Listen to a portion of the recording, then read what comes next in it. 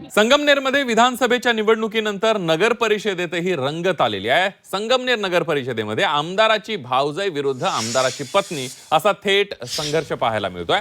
संगमनेरचे आमदार अमोल खताळ यांच्या भावजाईला उमेदवारी मिळाली आहे, तर दुसरीकडे आमदार सत्यजित तांबे यांच्या पत्नी रिंगणामध्ये आहे। त्यामुळे या निवडणुकीमध्ये कोण बाजी मारणार हे पाहणं सुद्धा महत्त्वाचं ठरणार आहे।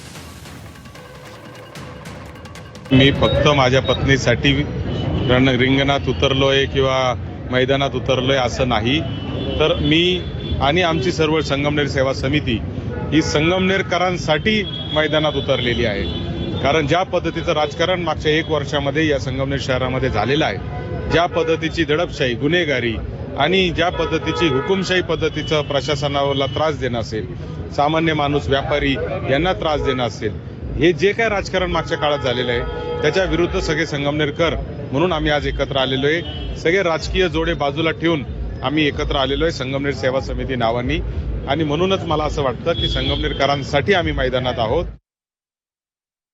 नाही, ही निवडणूक पुन्हा जनतेने हातात घेतलेली आहे, त्यामुळे ही जनशक्ती विरुद्ध धनशक्तीची लढाई पुन्हा एकदा 1 वर्षापूर्वी झाली होती, तशीच लढाई पुन्हा आता सुरू होत आहे। आणि जनतेचा हा विश्वास आम्हाला मिळतोय का जनतेला परिवर्तन पाहिजे।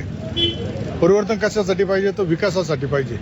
ज्या पद्धतीने 1 वर्षामध्ये मोठमोठे ग्रामीण भागातील प्रोजेक्ट असेल हे पूर्ण, कारण ग्रामीण भागातील अर्थव्यवस्था जर हे झाली तर त्याचा परिणाम आपल्या शहरातील बाजारपेठेवर होत असतो।